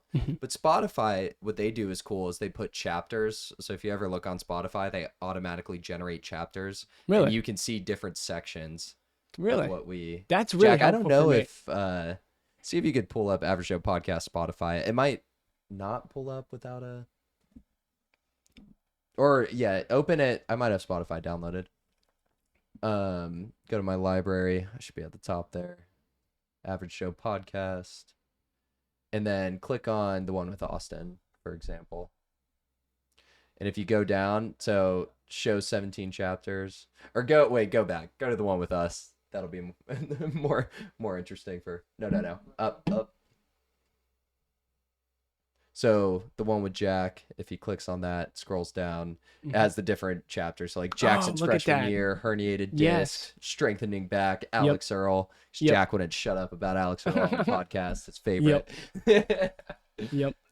So that's kind of cool that it separates it like that. But you see Yeah. how random all Yeah. of these are. Yeah. So that's why I kind of just like putting the person's name. But the playlists are meant for that very Yeah. reason. So I And hope that that's helps me helpful. out. That helps me out with where I'm going with this too, as well, especially because I didn't know that there were different markets within it. And can we go back to the playlists by chance? Is because when I tune in, as any natural fan, Or, there's, not chapters, playlist on YouTube. and I know this is not advertising to a certain market or a specific person, but when I tune in as a fan, it's like there's going to be things that I like, there's going to be things I don't like, and really getting to see one of those things helps me out. So getting to see that there's playlists, it's like I can go to one of those channels, and it's like, Yeah. like I'm your cousin, I want to see every single And one of then his family at and some friends. point, if I had Yeah. more specific, like let's say I had 10 with a psychologist, I'd Yeah. make like a psychology Mm-hmm. playlist. But it makes sense if you don't use YouTube a ton. Yeah. Like I said, I really like YouTube and I know it well, so I know about Mm-hmm. playlists and I know about all of that. And then there's even a community post. I've only done one. Jack, if you want to click that, where like I announced the 5 ground rules for this 30 podcasts in 30 days, but there's Yeah. different sections on YouTube Yep. channels. Yep. But continue Interesting. on the what you were thinking for growth. Yeah, for growth. And I hope the playlist is helpful. I mean, there's a lot. I mean, you're a new up and coming business, and it's so really interesting to see the beginning steps of what makes something great. And as I've mentioned, you're not appealing to any customer, you're not appealing to anyone, so it's really hard to give like certain growth feedback or anything like that. Yeah, it's a slower burn. Exactly. I could say something arrogant and say like, I really, really enjoy your creativity and passion ones, and like the aspects of certain codes or themes within those industries are like, I really like it when they're not family and friends. They're someone that you never knew. Like that's also a good point, is like some of your best podcasts are from people that you didn't have a previous connection with. Like one of your high school friends who was William. Was it the one with William, the 3-hour one? Maybe it was the one he went to Franklin, and then he's from Spain. Yes. Will Martinez. It was so interesting to see you two hop on, because we really hadn't seen each other Yeah. in years, and we weren't even that close in high school, That was amazing. Yeah, And that was a really cool conversation. That was a really, really cool conversation. So I really just in tune love seeing, like as a viewer, I love seeing that communication take place of just like catching up and just the heartfelt communications between that. And so that would be really, in really enjoy creativity seeing and that. passion as well, because what his passion is bodybuilding, and now he's training to be a commercial diver in Scotland. That one was a really cool conversation. I'm glad you liked that. He was as probably well. my favorite. That was probably, I think I left a comment on that one. That one was really good. Let me think of which the best ones that I liked. Could you go down to all the videos, Jack, by chance, so I could see which ones there were? Let me think. Boom, boom, boom, boom. Might need to scroll down a bit. Austin Eckert was really really good. The one with Austin's great. Dave is a good one. Dave was a good one. Let's see. Tom was funny. That one was kind of goofy. The one with Brian Colburn, Jack, go up a little bit. That one was a great. That was a really random one, and he was completely random. And that's what I really like about enjoyed it. talking to him. I really like, and that just communication that takes place is really, really interesting. And this is what I was mostly seeing. It was like, I want to see the podcasts that are somewhat like that. And I was just, now that I know how to operate YouTube, I just realized I'm an old head. No, you're good. But it is, but then go up a little bit more, Jack. So sorry. I liked Tom Markham a lot. He was really good. Like I've tried some different titles, like with Dave, I did Life Medicine and Perspective, or like with Cole, who goes by Cutoff. That was a fun one too. It was all around music. So I loved that one. I loved the one with Brock is a great one. It's a great one. That he was kind of like, I don't know if I want any clips out, but that's a really fun one too with Brock. Yeah. But the one with Austin was probably the most stimulating like debate that I had, and a lot of people have said that they've enjoyed that one. Yeah, and it's also catching up to you on views. It might surpass you on YouTube. Really? No. Which one's that? Austin's? Wait, Jack, go up to Austin's, and then is it what's subjective the view or count is it at? objective? That was the most. That was. What is it at? 199. Go down to James. I think James is at 200. Is it 199? 206. Oh, come on. Let's go. Let's go. Come on, Joe. Let's go. Let's go, man. Yeah. Let's go. Take that, Austin. Come on. Morality is subjective. but no, shout out Austin. When I was watching that was just awesome. Seeing a disagreement within this and seeing both of y'all stand firm on what is truly something that's hard to truly say is right, whether it's objective or subjective. If anybody hasn't seen it, I recommend going to watch it. He put together a really interesting argument, and it made sense where he was coming from. And I thought I felt like he was being respectful. I thought I was being respectful. Very respectful. I thought we actually came to like, on some level we're going to disagree, but it was very interesting to hear each other's thoughts. The things that I noticed within that is within being objective, like of course somebody who's in child welfare or subjective within child welfare, when it comes down to how humans operate, the decisions they make and the realistic decisions they make and what you have to deal with on a consistent basis, I mean, it is without a doubt subjective. There's you cannot deny it. My entire background is like the master's program I'm doing, my work, like you're saying, like everything about what I do professionally and my views on the world lean towards everything is subjective. He put together a good argument that gave a different perspective. And then for me, who's somebody who's faith based and also like who also understands that God's word is absolute. It is it is omniscient, all knowing around what we're saying. But it's hard. You obviously can't operate in that reality when it comes down to your job. And for me to see, it's like it's objective. I'm not saying it's objective, but seeing and I tell Jack this all the time, when somebody can disagree with, I don't like people that just always agree with somebody. They got to disagree here and there. Like that has to happen. Yeah. Like there's got to be some disagreements. If somebody's just constantly getting along with somebody, I just am like, okay, what's really happening here? And to see it, like I've just have the utmost respect because he was just like, yeah, but God is not. And that was really cool. It was like, okay, speak it. And so that was one where I really enjoyed seeing that communication take place. I'm trying to get Austin back on, and we can he's a great one. Dive back more into it. But that was a really cool conversation. Then I really, really enjoy the single, like the reasons I like the singular ones where it's just you is because that makes another channel, another market, another playlist that you can really branch out into. Oh, I appreciate that. And so that's, I mean, it's a lot of the things that I'm trying to at least give some sort of advice. You're already doing in an amazing way. And it's just really interesting to see what you have rolling here, and it's yeah, I it's appreciate it, brother. awesome. You are truly a day one.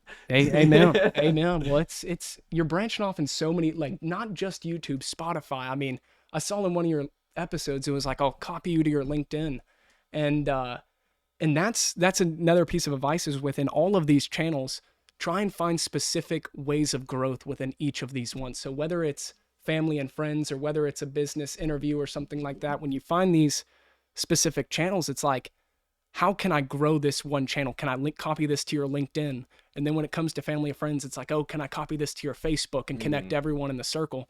So finding those really specific and small amounts of growth that it might be hard to do in the specific phases, but really finding I specific totally get lines what you're of growth. saying. I think what I struggle with, and this goes back to your point of it's a hobby, and this is more a creative thing than it is like I'm not like, oh, I need to make money from this. So I struggle with I do want to grow it, and I do want this to get bigger, and I think there's some stuff that's useful or entertaining or helpful, and I would love if more people saw my content.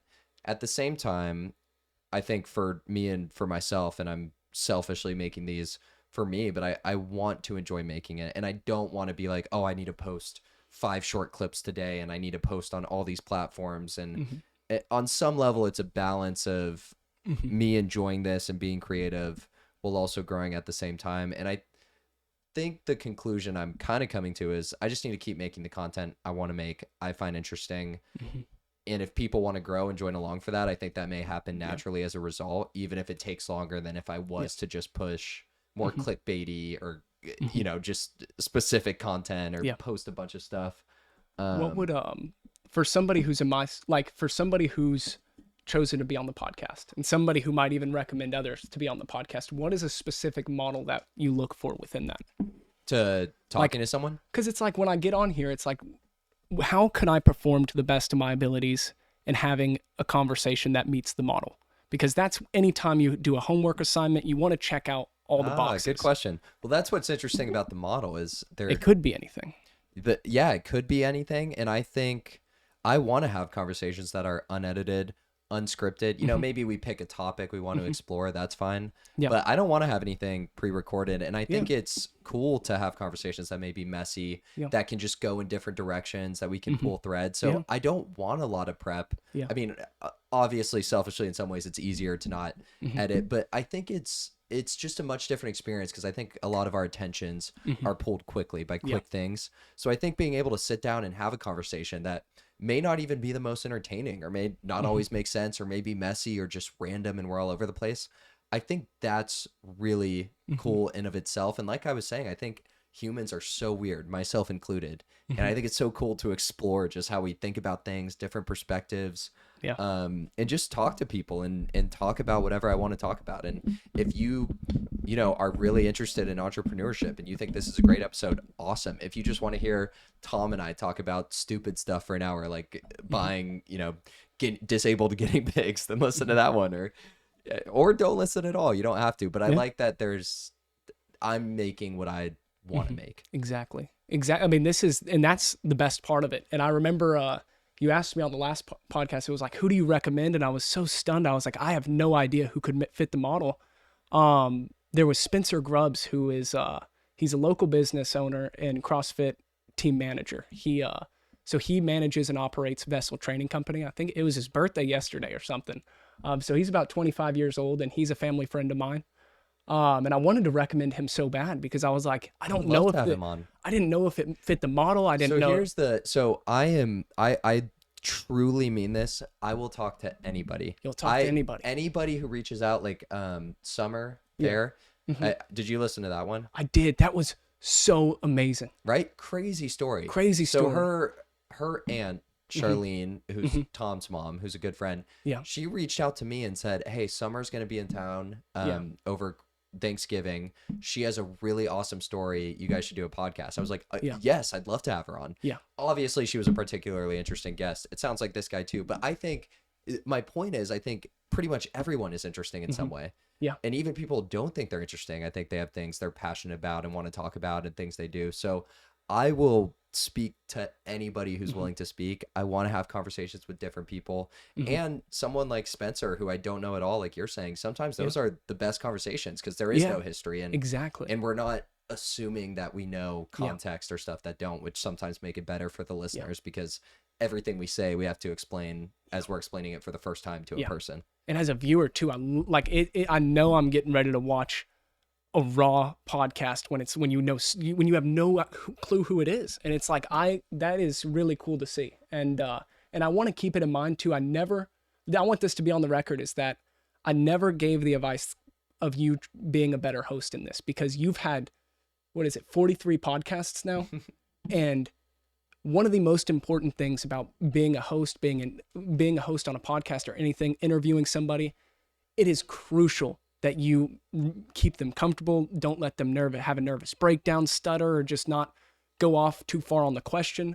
And that is something that you do so naturally. Oh, I really appreciate unbelievable. That. When in my time in track and field, I'd get done with the race. I just finished racing, and they're like asking me all these complicated questions, and I'm like, how do I answer? And so having that aspect of feeling safe on a podcast, I know that if there's anybody I send your way, it's just you really understand how to be a good host within the podcast. And that's something that you need to know. You do a really good job. I don't know if you try to do it, but you do it maybe naturally, but it's no, I definitely do try, but I do really appreciate that. Yeah, that's very kind. I was watching a podcast. I think it was between some random reporter and Timothy Chalamet or something. It was so random. I might be going off track here, but the interviewer was asking him these questions, and Timothy just could not give a good answer. And then finally the reporter was like, hey dude, you're not answering the question. Like, you need to reframe. And he said it just like that. That's a terrible and it's thing like, to say. Dude, you are the host. Like, how could you make somebody feel that? Like it is so crucial within your leadership and communication to be able to navigate something that's that, because that's a bit, I mean, it's hard. It's hard when you're on camera and all that, but you do an amazing job of making people feel heard, making sure they feel safe. It's like, I feel like I could say anything right now, and I'm at least knowing that I'm in a safe space. So that's something that you do really well. And I really appreciate that. I hope to create that. And you do a great job with it. And going back to Spencer too as well, I mentioned he was a family friend of mine.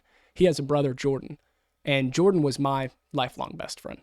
Jordan is a marketing apparel specialist within Vessel Training Company. He has that entrepreneurial bug.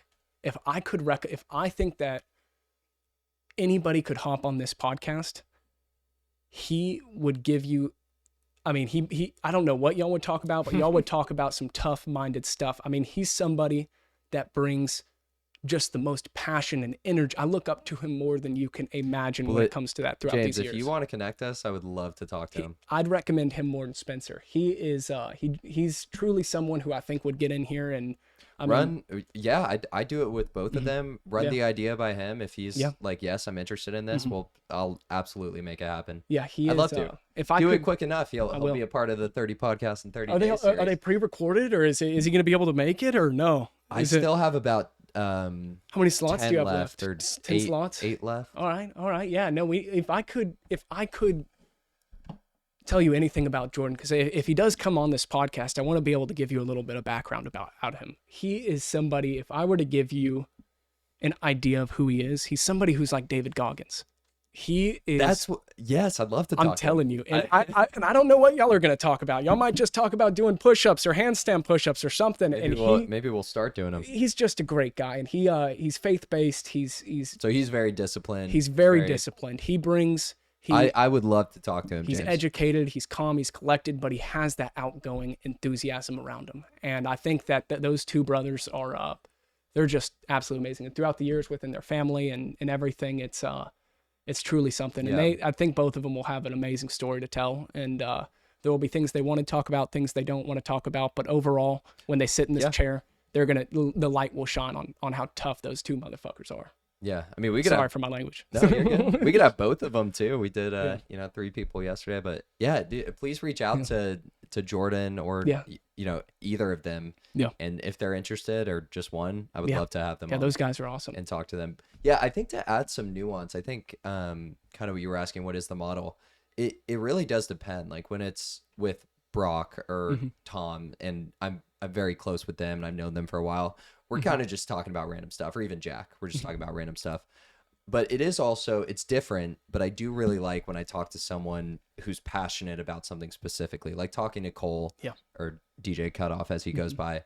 I mean, we really stuck on the music bread for 3 hours and talked about that. Yeah. That was fun. It's the core of the episode. And then like something like Dave is a whole different type of episode where we go through, it was almost biographical. Like we went through his life essentially and went through a story. And I mean, he's just so amazing and wise. And that was the best way to do that episode. But I think it's really cool that it can be adapted to whomever.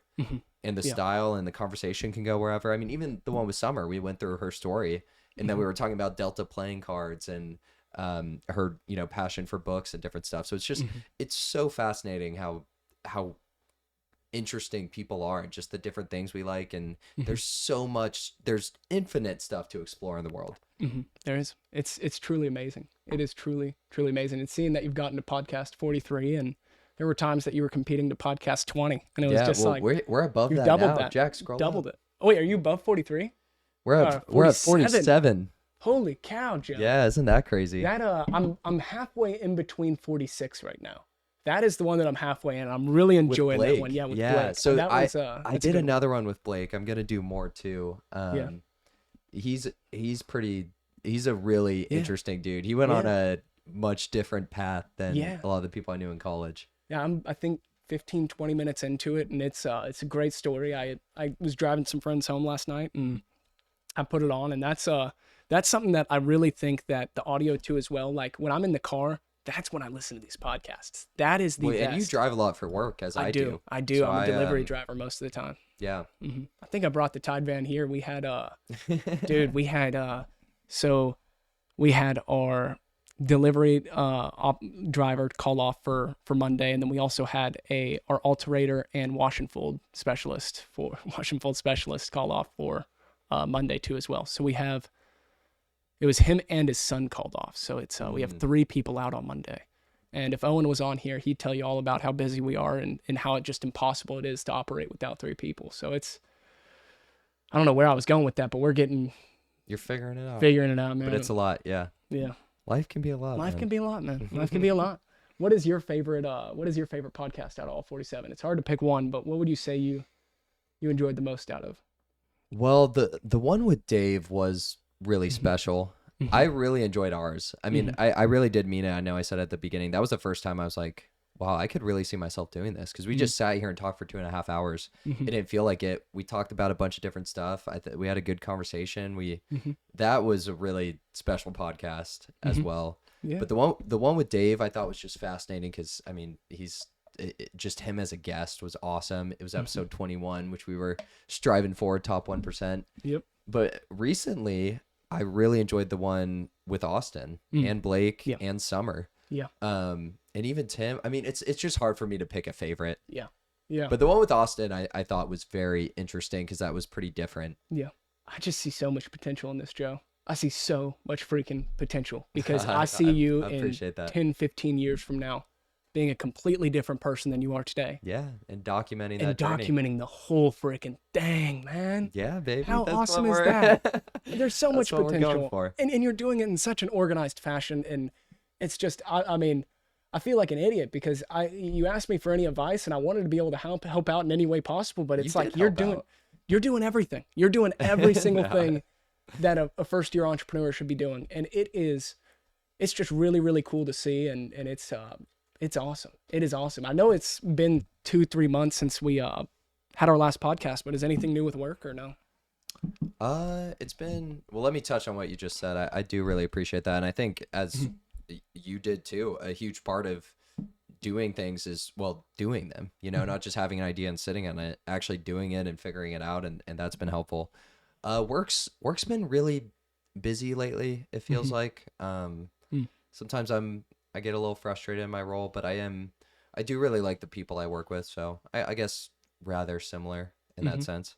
It sounds like it's rather similar for you in that there's still a lot going on. When you're a full-time employee, there's a lot, but it's a little bit different because I've seen the way you talk about your coworkers and how important that is too as well. So that's really good to see that y'all are still in good loops. I care about the families that I work with. I do, and I want to do a good job, and I recognize that it's it's hard to have a CPS investigating you. It's terrifying. Yeah.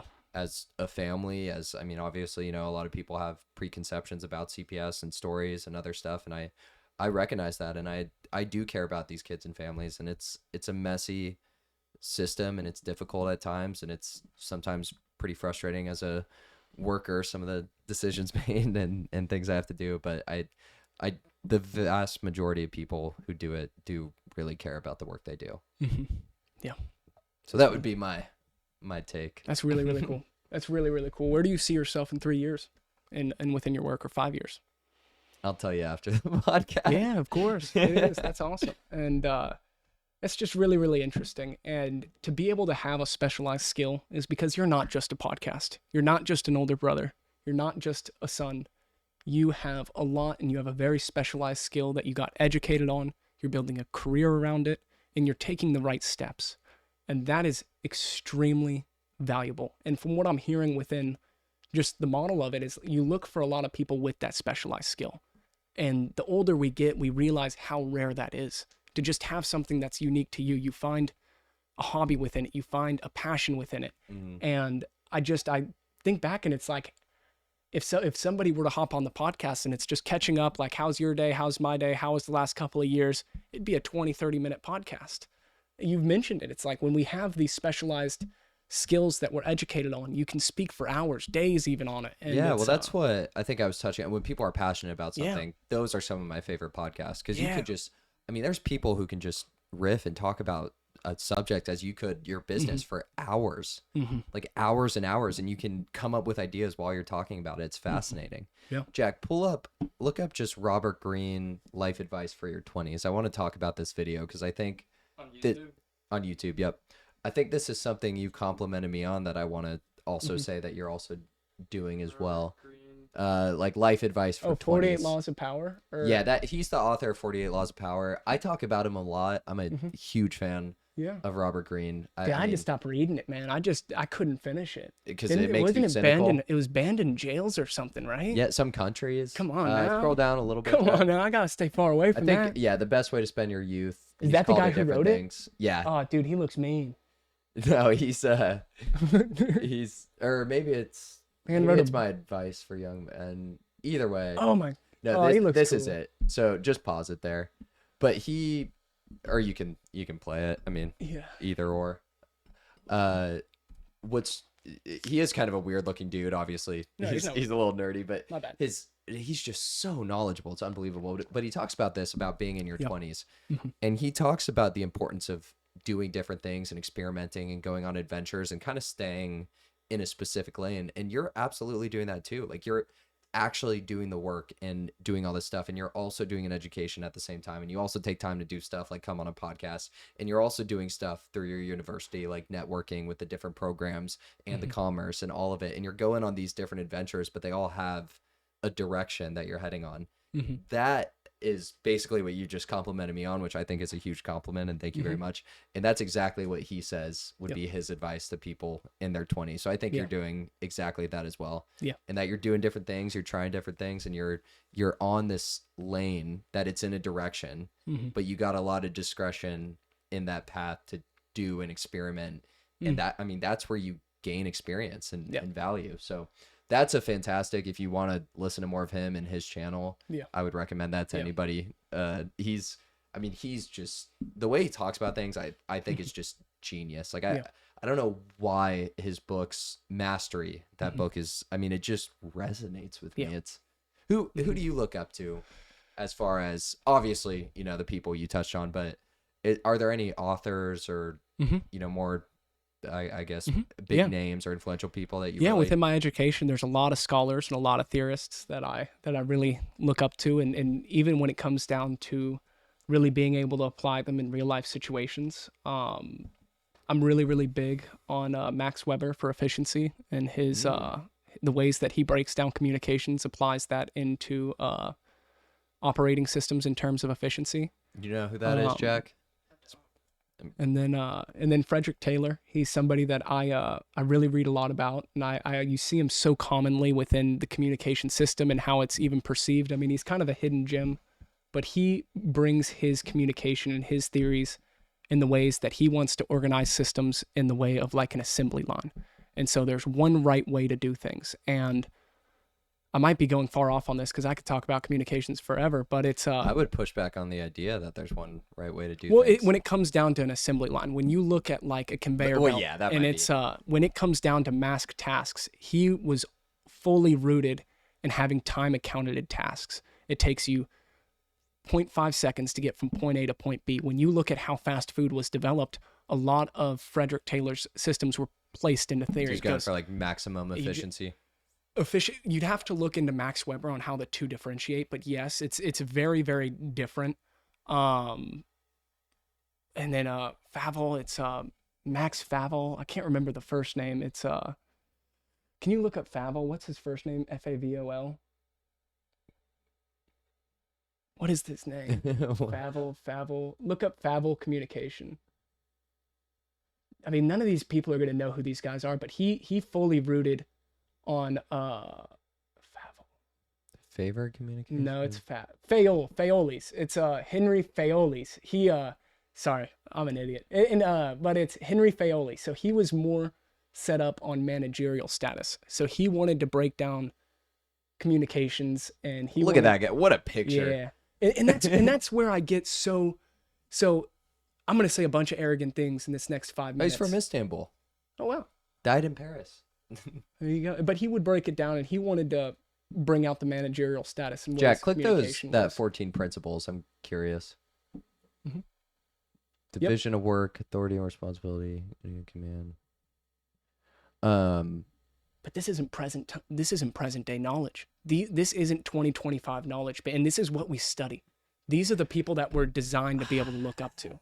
I know. I'd push back against this stuff though in my system. The idea, because it's new age. I could read 5 books, and I truly think that I could produce work better than 3 of them, because it's all based off of old age principles. And then, but then it gets so arrogant, because how could I say something like that when sorry, who was on your podcast? What was her name? Family friend, went to Paris together, Summer. Like, she's been writing a book for 5 years. And it's like, it's so easy to pick up on that wave, and it's like, man, because that was a huge passion of mine. I wanted to write a book at one point around communication, or at least get the building steps. And then I know writing a takes book years. Would be a huge. Well, she hasn't even task. published it yet. And I look at your father, and it's like, it took. I mean, to be able to get something published, or even something around a specific. I think over 300 published. I mean, articles. He's got some books. Takes years. Different publications. And it takes a certain amount of credibility. And there's so many things I want to push back on. But when it comes down to because as I mentioned in the startup process, I integrated a lot of systems that are in play within my company to this day. The way we bag, the way we organize, the way we detail, the way we assemble. There's specific ways that we do it that no other franchisee does it. And I looked at these specific scholars and exactly how I can apply my operating systems within an assembly line, because as an employee, you think- count on that. I think what's a distinction between your work and mine is that you do have a lot of the same task. I think where I push back against ideas like centralizing things and discipline and all this is in my role in child welfare, and we talk about social service systems, is it's very unclear when we say, you know, a goal is a child safety. What does that mean? There is no answer. Yeah, I know. People have different goals and ideas, and people's definition of things are different. And like we can get consensus on physical safety or stuff like that, but there's just so many. And then we talk about psychological harm, like who gets to decide what that is? Who gets to decide what abuse and neglect is? And all of this stuff is so discretionary in this space. I think people try too often in general in social service and public safety agencies to make things centralized and put all these rules and prescriptions and expect workers to follow, when really it's better to give workers discretionary space, because there's so many complexities within this field that you just every case I have is different and I can't follow the same script, whereas your thing's a little different. You guys can clean clothes the same way, have the same system when people pick up clothes, other stuff like that. So that makes sense how some of this can apply more to your role, and also makes sense why I feel an initial pushback. Yeah, I put on my Christmas. Sorry, I was gonna say, or you want to finish? Well, on this? Yeah, I put a couple books on my Christmas wish list, but a lot of his managerial status within communication and management status, I will be reading books that were published within the present day and age. Exactly what you were saying. Exactly in the same aspects it pushes back. And it needs. But the fact that they were thinking about this stuff and had some of these ideas in like the 1800s is crazy. Crazy. Like Freud, for example, in psychology, like some of his ideas have been, pretty crazy or debunked or not evidence, but some of his ideas were remarkable for the time with no predecessor to it. I mean, a lot of stuff still in psychology stems from his thoughts and his work. And while you could pick his ideas and be like, some of these are ridiculous or crazy, he's one of the most influential. He probably is the most influential figure in all of psychology. And giving credit to that, and it feels the same way in this sense. Yeah. Giving credit to his thoughts, especially at a time where there wasn't a precedent for it. Yeah. But Jack, pull up Sidney Dekker. So James, I would, if you are interested in, Sidney Dekker, spelled like, I don't know why Jack spelled it wrong. So his son's actually in my master's program. Oh, wow. But this guy, he is very big in my master's program. He's got a fantastic book called The Field Guide to Understanding Human Error. He pushes back against the whole notion of human error. But his whole view of safety and how he views creating safe systems is really, really fascinating. I think there's stuff that would be useful even in your field if you want someone who's more contemporary, a little contrarian probably to maybe some of the stuff you have read and heard.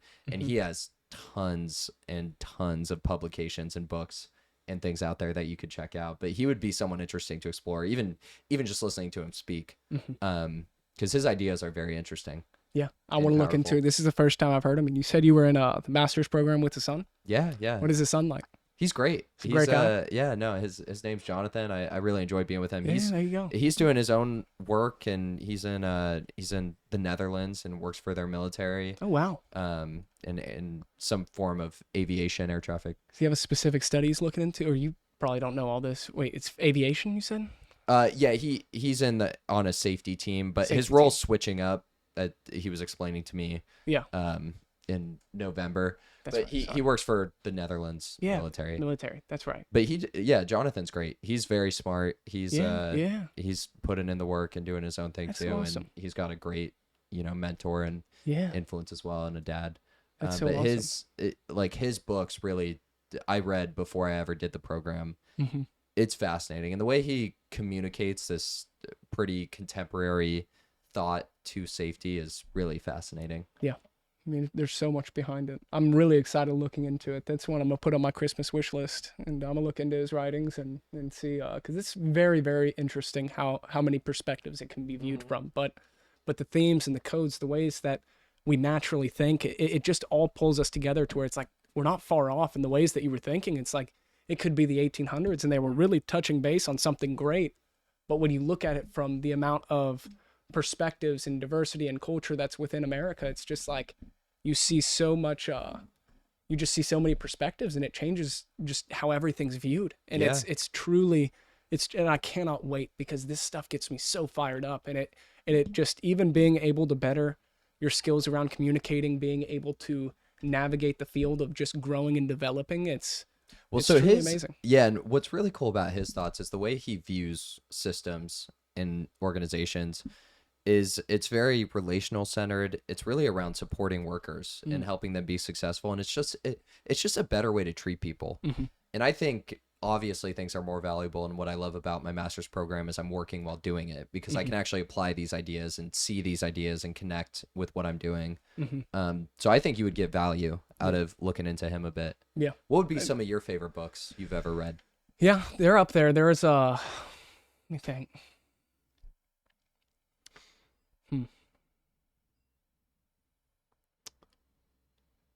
13 ways of highly effective people. That is my number one book. I've seen that. I haven't read that book. If I had to choose one, that would be it. What's your greatest takeaway from that book? I wish I could give something great, but I annotated the whole thing. It's like trying to quote one of the 48 laws. Or what were you going to say? I think you were about to just No, it was, but it was something that, looking and understanding, I mean, I wanted to take it serious. I'm not the biggest reader, but I'm really passionate about growing and expanding my knowledge. And it's not every day my mom asks me to read something. Yeah. I guess we're about to go to dinner, so we got to wrap up soon. Yeah, I got you. And it's just truly something. And she recommended that book. I annotated it from head to toe, and it was truly something. So that's awesome. So I just started doing that. I'm reading Deep Work by Cal Newport right now, where I'm actually annotating it with my pen and circling and doing notes. It's a pretty cool experience to do that with a book. It is. And I feel like I really am retaining more of the information there. But yeah, James, I think unfortunately we're going to have to wrap up. No, not at all. I'm all good. We can absolutely do another one. I would love to have you back on, or anybody that you think would be good to have on. But any last minute thoughts or anything else we should cover? Not at all. Well, sir, thank you very much for coming back on. Yes, sir. Always a pleasure. Thank you for having me back on. Podcast, 30 podcasts in 30 days. Tune in. We'll get the light charged for the next one. Thank you guys so much for watching. Peace out.